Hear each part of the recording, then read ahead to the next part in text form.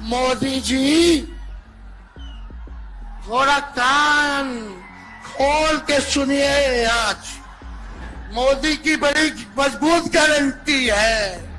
मोदी की गारंटी, मोदी की गारंटी। अरे मोदी जी जरा हमारे चाचा का गारंटी लेकर दिखाओ।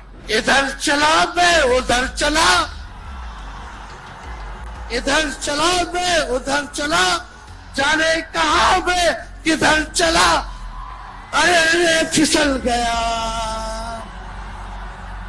अरे चाचा जी चलिए, आप बुजुर्ग हैं, आपको यहीं से हाथ जोड़ करके प्रणाम।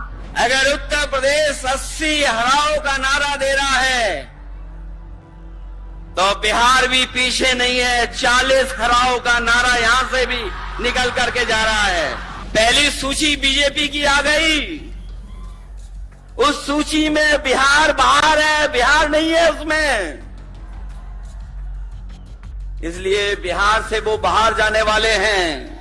आप सब लोग जानते हैं चाचा जी पलट गए, लेकिन पलट गए तो जहां भी रहे सुखी रहे। आप लोग तो जानते हैं, हम आपसे पूछना चाहते हैं, सबसे पहली बार आपने किसके मुंह से सुना था 10 लाख नौकरी का? पटना में, बिहार में पोस्टर लगवा रहे हैं नीतीश कुमार जी। हमारे आदरणीय हैं, हमारे चाचा हैं, हम उनका आदर करते हैं, सम्मान करते हैं, बुजुर्ग हो गए हैं, लेकिन पोस्टर लगवा रहे हैं कि रोजगार मतलब नीतीश कुमार। ये वही नीतीश कुमार जी हैं जब 2020 में हमने वादा किया था कि 10 लाख सरकारी नौकरी देंगे, तो मुख्यमंत्री जी ने कहा था कहां से आएगा पैसा? अपने बाप के पास से ला करके वेतन बांटेगा? असंभव है। सोचो, जो 17 साल में नहीं हुआ, उसी मुख्यमंत्री से, उन्हीं के हाथों 17 महीनों में हमने इसी मैदान में लगभग 5 लाख लोगों को सरकारी नौकरी हम लोगों ने दिलवाने का काम किया। कुछ लोग कहते रहते हैं कि माई की पार्टी है, मुसलमान यादव की पार्टी है। हम कहना चाहते हैं माई के साथ साथ बाप की भी पार्टी है। ये माई बाप की पार्टी है। बी से बहुजन, ए से अगड़ा, दूसरे ए से आधी आबादी महिला, और पी से पुअर यानी बाप, यानी माई बाप, A to Z की पार्टी है ये। और माई बाप हमारी जनता है। आप ही हमारी ताकत है, आप ही हमारी प्रेरणा है। कुछ लोग डर के कारण, कुछ लोग लालच के कारण घुटने टेकते हैं मोदी जी के आगे, भाजपा के आगे, लेकिन मुझे गर्व है अपने पिता पर।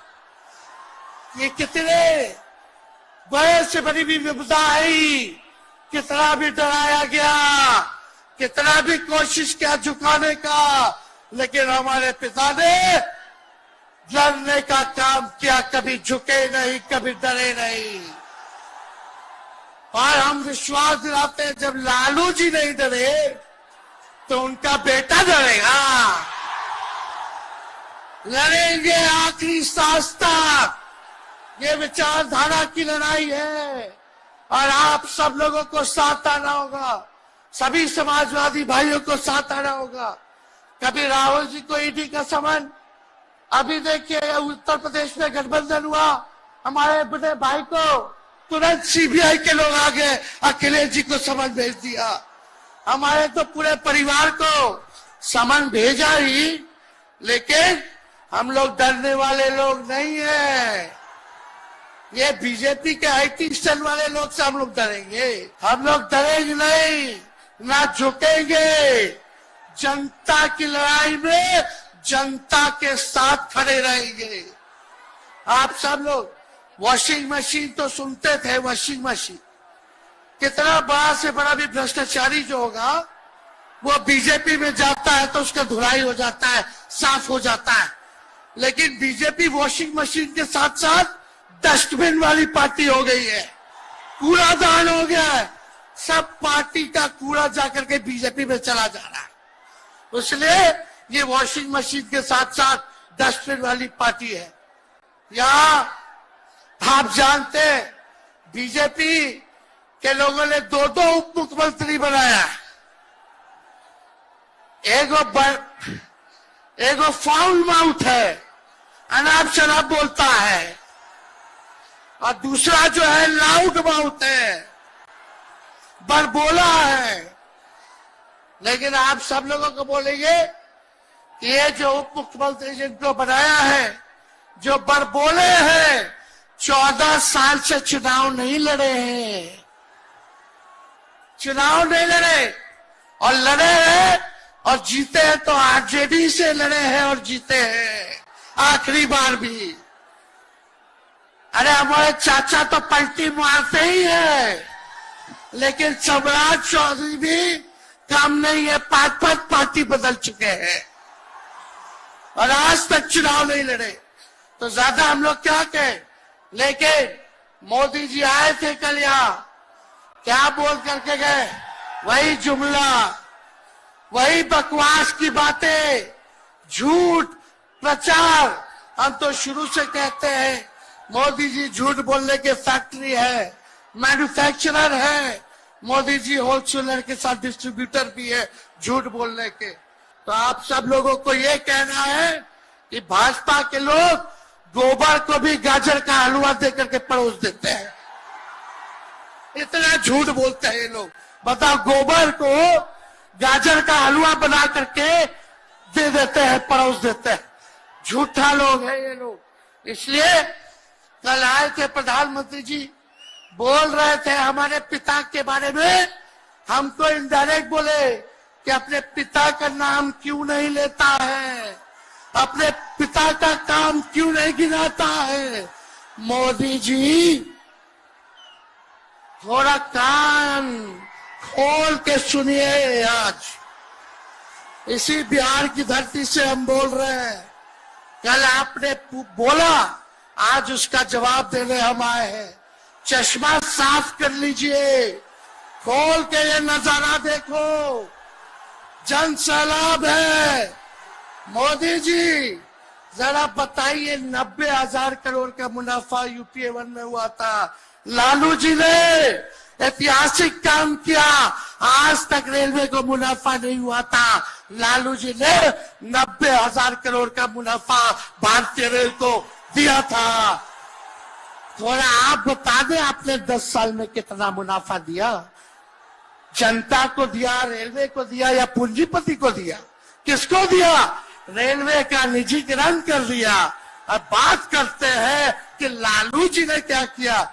जितना कूली भाई था सबको नौकरी देने का काम किया, परमानेंट करने का काम किया। आपने कितना कूली भाई को क्या किया, जरा वो बता के लिखिए। ये तो लालू जी ने कुल्लर चलवाए, कुल्लर रेलवे में, ताकि कुम्हार भाई सबको रोजगार मिले। ये काम किया लालू जी ने। आपने क्या किया? बिहार में चक्का कारखाना से लेके कई रेलवे का 3-4 फैक्ट्री दिया। आपके रहते हुए 10 साल आपने क्या किया? अरे लालू जी मुख्यमंत्री थे जो देश में कभी नहीं हुआ। मानसिक गुलामी से मुक्ति लालू जी ने दिलाया। बिहार में सामाजिक न्याय करके दिखाया, गरीबों को आवाज दिया। आज कोई भी गरीब 90 के बाद अपना अधिकार के लिए लड़ना जानता है, अति पिछड़ा लड़ना जानता है, दलित लड़ना जानता है, आदिवासी लड़ना जानता है, अल्पसंख्यक भाई लड़ना जानते हैं। अब कोई चप्पल उतरवा देगा, अब कोई कुआं का पानी नहीं पीने देगा। अरे अब कुआं का पानी नहीं, 10-10 को कुआं बना लेगा और जरूरत पड़े तो उन्हीं लोगों को पानी पिला देगा। बोलते परिवारवादी लोग हैं, परिवारवादी लोग हैं। अरे पीछे सम्राट चौधरी बैठे हुए हैं, रामविलास पासवान जी के भाई बैठे हुए हैं, पारसी, कई नेता बीजेपी में परिवारवाद के लोग हैं। तो वहां इनको परिवारवाद नजर नहीं आता है। मांझी जी का बेटा को मंत्री बना दिए, वो परिवारवाद नहीं है। तो इसलिए ज्यादा कुछ इन लोगों पे हम नहीं कहेंगे, लेकिन माननीय नीतीश कुमार जी यू टर्न जो लिए हैं, समझिए कि अब हमको लगता है कि राज्य सरकार को इंश्योरेंस और बीमा करा लेना चाहिए। अब मोदी जी कल कह रहे थे मोदी की बड़ी मजबूत गारंटी है, मोदी की गारंटी, मोदी की गारंटी। अरे मोदी जी जरा हमारे चाचा का गारंटी लेके दिखाओ।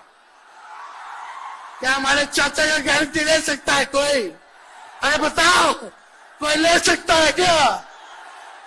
कहा जब चाचा बोल रहे थे कि अब हम नहीं जाएंगे कहीं, अब हम यहीं रहेंगे आजीवन, तो मोदी जी हंसने लग गए। क्यों हंस रहे थे भाई? मोदी जी क्यों हंस रहे थे? और हमारे चाचा को बार बार ये क्यों बोलना पड़ता है कि हम जो है अब कहीं नहीं जाएंगे, मर जाएंगे, मिट जाएंगे, मिट्टी में मिल जाएंगे, लेकिन अब हम कहीं नहीं जाएंगे। एक बार गाना सुना है आप लोग, ऋतिक रोशन का फिल्म का गाना है, इधर चला मैं उधर चला, इधर चला मैं उधर चला, जाने कहां मैं किधर चला, अरे फिसल गया।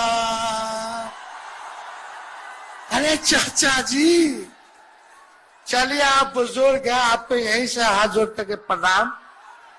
लेकिन एक बात तय है, जदयू 2024 में खत्म हो जाएगी, ये मेरा कहना है। जिन्होंने चुनाव शुरू होते ही ऐलान कर दिया है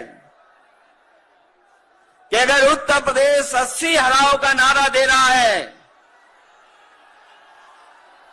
अगर उत्तर प्रदेश 80 हराओ का नारा दे रहा है, तो बिहार भी पीछे नहीं है। 40 हराओ का नारा यहां से भी निकल करके जा रहा है। और अगर यूपी और बिहार मिलकर के 120 सीट हरा देंगे तो भारतीय जनता पार्टी का क्या होगा? उससे पहले भी कई नौजवानों ने, जिनको नौकरी नहीं मिली, उन्होंने अपनी जान दे दी। जिस से मैं चुन करके आता था, वहां भी एक ब्रजेश पाल बेटे ने हमारी आपकी उम्र से कम उम्र, उस नौजवान ने पढ़ी लिख ली डिग्री जो थी, उन डिग्रियों को जला करके और आत्महत्या कर ली। ये हालत है देश की। और वहां पर उत्तर प्रदेश में जहां पर से प्रधानमंत्री चुन करके जाते हैं, जनता ने भरोसा किया उन पर, उनको बहुमत दे दिया, लेकिन डबल इंजन की सरकार ने बेरोजगारी दी है। मुझे खुशी है कि तेजस्वी ने यहां पर नौकरियां दे दी, रोजगार दे दिए। और हम तो वहां 60 लाख बच्चे जिनको पेपर नहीं लिख पाए, उनका हिसाब किताब लगाते हैं। उनका अगर हम बड़ा परिवार न माने, केवल 3 सदस्य परिवार के माने, बेटा और मां बाप, तो 60 का गुणा 3, 1,80,00,000 वोट और 1,80,00,000 लोगों को अगर हमने भाग दे दिया 80 लोकसभा से, तो केवल उत्तर प्रदेश में 2,25,000 हर लोकसभा में वोट कम हो गया है।